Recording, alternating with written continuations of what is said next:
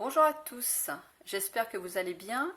Je suis ravie de vous retrouver aujourd'hui avec cette vidéo de recettes sucrées spéciale automne-hiver. Il y a 4 jours, j'ai fait donc une vidéo avec les recettes salées. Aujourd'hui, ce sont les recettes sucrées. Ces recettes, bien sûr, vous pourrez les retrouver sur ma chaîne. Je mettrai tous les liens des vidéos dans la description et il vous suffira de cliquer dessus pour y arriver directement si il y a une ou plusieurs vidéos qui vous intéressent. Alors, ce sont des recettes réalisées avec les ingrédients de saison.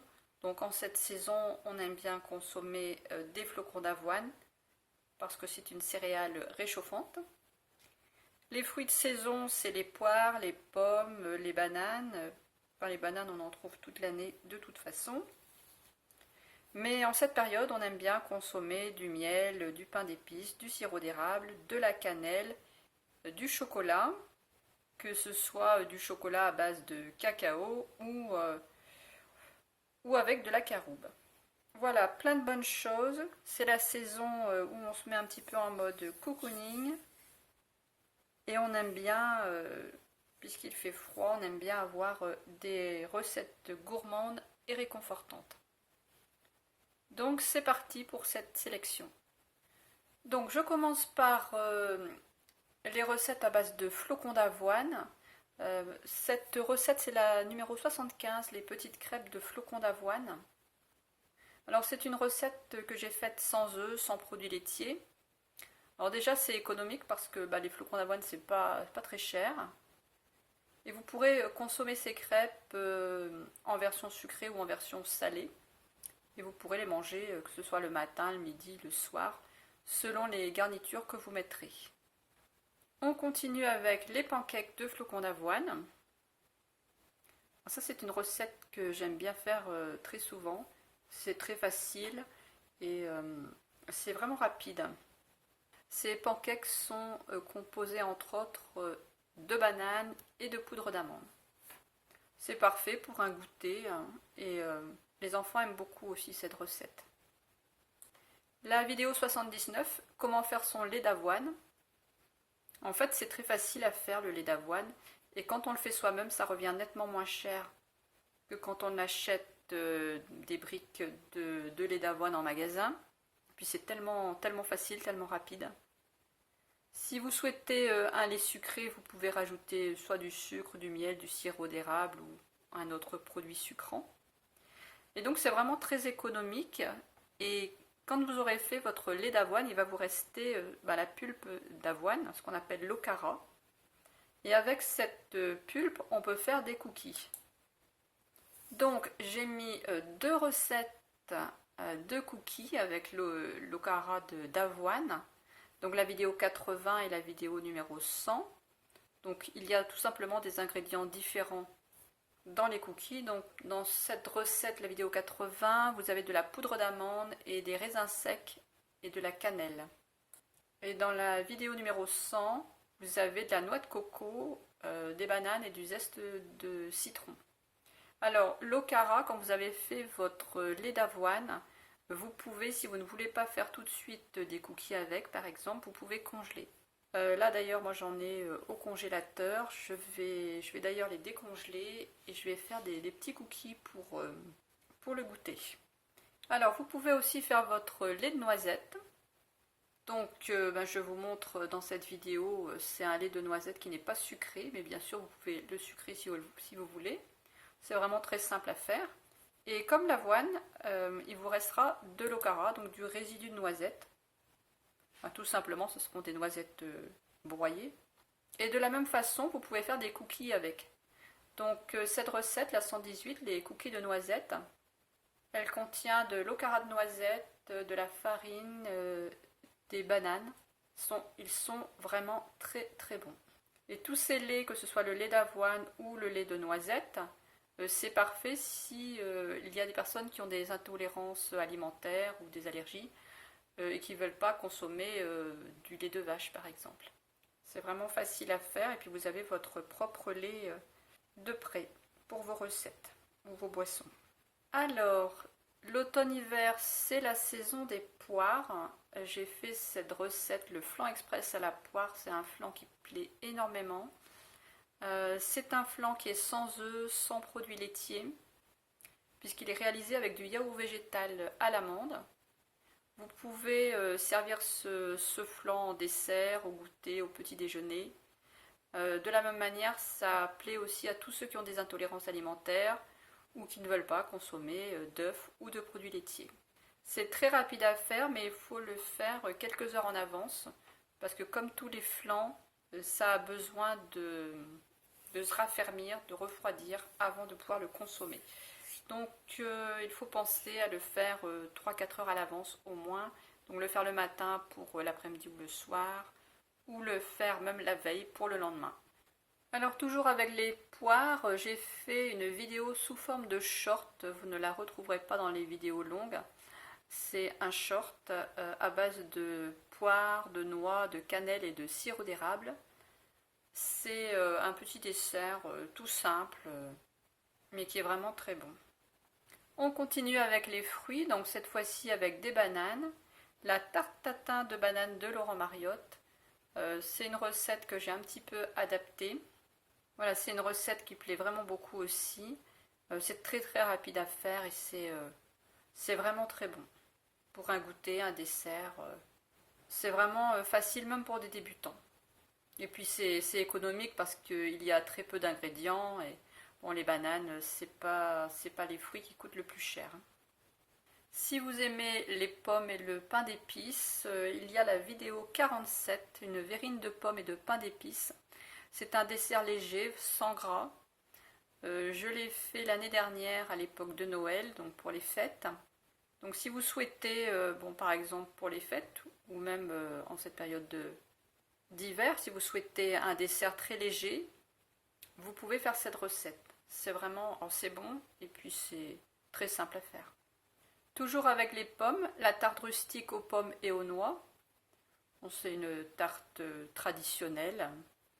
Les tartes aux pommes, c'est vraiment un grand classique de la période automne-hiver. Mais c'est toujours aussi bon et les tartes aux pommes, on ne s'en lasse pas. Toujours pour rester avec les pommes, la dernière vidéo que j'ai faite, c'était hier que je l'ai sortie. Non, avant-hier. Le flan aux pommes. Donc sans œufs, sans produits laitiers. C'est vraiment très facile, mais c'est super bon. Je l'ai réalisé avec du yaourt végétal à l'amande. Et puis de la cannelle, du sirop d'érable. Alors pour toutes les personnes, pareil, qui ont des intolérances alimentaires, des allergies, qui ne veulent pas consommer d'œufs ou de produits laitiers, eh bien vous pouvez réaliser un très bon flan. Et puis pour ceux que ça ne dérange pas de manger des œufs ou des produits laitiers, vous pouvez aussi bien sûr essayer la recette et j'espère qu'elle vous plaira. Alors, pour rester dans les pommes et un petit peu la même consistance de flan, il y a les fards aussi. Les fards, les flans, c'est c'est franchement un peu la même consistance. Donc le fard breton aux pommes, vous savez, ou enfin en tout cas pour ceux qui me connaissent, que je suis en Bretagne. Donc le fard breton aux pommes, bien ici c'est une recette vraiment traditionnelle. Le fard, c'est un peu comme les crêpes, on en mange tout le temps. Le fard, vous pouvez le faire nature ou avec des fruits. En général, ce sont des pruneaux ou des raisins secs ou des pommes. Vous pouvez utiliser un lait animal ou un lait végétal. Pour réaliser cette recette, j'avais utilisé donc du lait de noisette. Et le fard, ça se mange tout le temps, donc que ce soit au petit déjeuner, au dessert, en goûter. Quand vous revenez d'une balade, c'est très agréable d'avoir un petit fard prêt. Donc j'avais fait 2 recettes de fard. J'ai fait le fard aux pommes et j'ai fait le fard nature. Donc le fard nature, c'est une recette que j'ai faite sous forme de short. Pareil, vous ne la retrouverez pas dans les vidéos longues, mais vous la retrouverez dans les shorts. Mais c'est pareil, je vais vous mettre les liens et si ça vous intéresse, il suffira de cliquer dessus. Donc cette recette-ci, je l'ai fait avec du lait d'avoine. Mais pareil, vous me faites avec le lait que vous avez l'habitude. Après, je ne sais pas si vous avez l'habitude de faire des fards. Bon, ici en Bretagne, ça nous semble tellement naturel. Tout le monde fait des fards. Mais après, dans les autres régions, je ne sais pas. Je ne me rends pas compte si... Enfin, d'ailleurs, dites-moi en commentaire, n'hésitez pas, si vous êtes d'une autre région que la Bretagne. Est-ce que c'est un dessert que vous faites régulièrement ou pas? Je pense qu'on a tous nos habitudes selon les régions. Mais en tout cas ici en Bretagne, les fards et les crêpes, je crois qu'on en mange presque depuis qu'on est né. Alors, la recette 123, le flan corse, qui apparemment n'est pas si corse que ça, d'après des Corses qui me l'ont dit. Alors, c'est un flan à base de fromage blanc de brebis, de farine de châtaigne et de miel. En tout cas, c'est trop bon. Vraiment, en plus, c'est parfait pour tous ceux qui ont des intolérances alimentaires. Pareil, il n'y a pas d'œuf. C'est vraiment super bon. Donc voilà, si vous souhaitez l'essayer, n'hésitez pas. Et puis dites-moi ce que vous en pensez. Alors, l'automne-hiver, c'est aussi la saison des chocolats chauds. Alors ici, c'est le chocolat chaud que j'adore faire quand je reviens de balade. Vous pouvez le faire avec de la caroube ou du cacao. Ici, je l'ai fait avec de la caroube, mais vous pouvez mettre du cacao si vous préférez. C'est vrai que quand on va se promener et quand on rentre, qu'il fait froid, on aime bien une petite boisson réconfortante. Et cette recette, elle est vraiment très très bonne. Alors, pour rester dans les laits chauds, j'ai fait une recette de lait chaud de banane et noisettes. C'est une recette qui est crue, c'est-à-dire que... L'autre recette aussi, le chocolat chaud d'ailleurs, c'est cru. C'est-à-dire que c'est une recette à base de bananes ici et de purée de noisettes. Donc ça n'a pas cuit, c'est-à-dire que ça a gardé toutes les vitamines des fruits. Mais en même temps, c'est quand même un petit peu chaud. Mais c'est chaud, mais c'est cru. En tout cas, c'est très bon. Pour ceux qui aiment les fruits, j'avais fait aussi la recette 43, le lait chaud de mangue à la vanille. Pareil, une recette crue pour garder justement toutes les vitamines des mangues. Donc il y a des mangues et il y a du lait d'amande avec de la vanille. Alors la vidéo 36, le riz au lait crémeux, miel et vanille. Voilà, le riz au lait, c'est vraiment un petit peu des souvenirs d'enfance qui remontent, puisque je pense qu'on a tous dans notre enfance mangé du riz au lait. Alors c'est consistant, c'est réconfortant, on peut le manger au petit déjeuner, en dessert, au goûter. Pour les enfants aussi c'est bien, plutôt que de consommer des gâteaux industriels, vous pouvez leur donner du riz au lait. Ici j'ai utilisé du lait d'amande. Et puis c'est quand même un plat très économique, quoi, parce que le riz c'est pas très cher. Et en cette période où tout est cher dans les magasins, trouver de temps en temps des recettes vraiment très économiques, c'est intéressant. Alors, c'est aussi la période où on a envie de desserts réconfortants, notamment les brioches. Donc là, ici, une recette de brioche au raisin. Mais c'est une recette sans œufs et pareil, sans produits laitiers. C'est très facile à faire. Voilà, j'ai mis du lait de coco dedans et j'ai mis des raisins secs. Un petit peu dans le même esprit brioche, le pain traditionnel polynésien. C'est le fameux pain au lait de coco. C'est délicieux, c'est moelleux. Et ça se consomme en version sucrée pour le petit déjeuner, le goûter ou en dessert. On peut aussi le congeler, pour cela il faudra couper des tranches assez épaisses. Et ça se congèle sans problème. D'ailleurs la brioche, ça se congèle aussi sans aucun problème. Voilà, n'hésitez pas, si vous ne connaissez pas le pain traditionnel polynésien, n'hésitez pas à essayer cette recette. C'est vraiment très bon. D'ailleurs je vais bientôt en faire aussi. Et puis bien sûr, il y a les gaufres aussi. C'est toujours... on est toujours content d'avoir de manger des gaufres. Alors ici ce sont des gaufres à la farine de châtaigne que j'ai faites avec du lait de noisette, de la farine de châtaigne, mais aussi de la vanille et de la cannelle. Donc ces gaufres là sont sans gluten puisque la farine de châtaigne n'en contient pas. Et elles sont sans produits laitiers puisque je les ai réalisées avec du lait de noisette. Alors on poursuit dans les gourmandises avec les crêpes. Les crêpes c'est ma passion. j'en fais toutes les semaines. J'ai donc fait la vidéo 62, comment faire des crêpes moelleuses et sans grumeaux, où je vous explique toutes mes astuces pour réaliser vos crêpes, de manière à ce que vos crêpes soient inratables.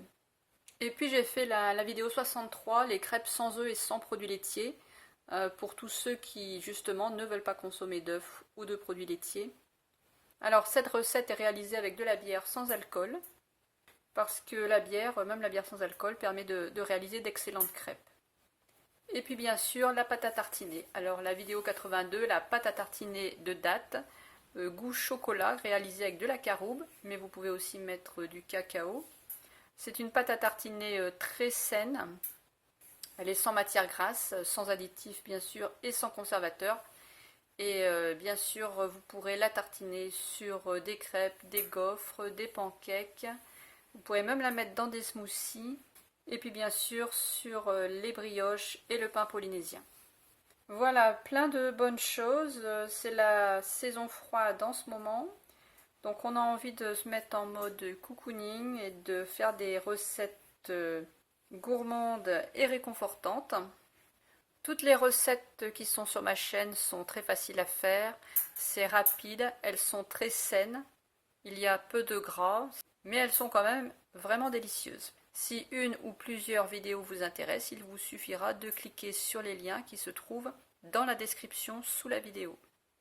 Je vous remercie d'avoir regardé cette vidéo. Bien sûr, si vous pensez qu'elle peut faire plaisir à quelqu'un, vous pouvez la partager. Si vous n'êtes pas encore abonné, eh bien pensez à vous abonner et à cliquer sur la cloche en appuyant sur toutes. Ça vous permettra de recevoir les notifications des vidéos suivantes. Et puis bien sûr, merci à tous pour vos commentaires, vos likes et vos partages. Je vous souhaite de passer un très bon dimanche et je vous retrouverai avec plaisir la semaine prochaine. À bientôt!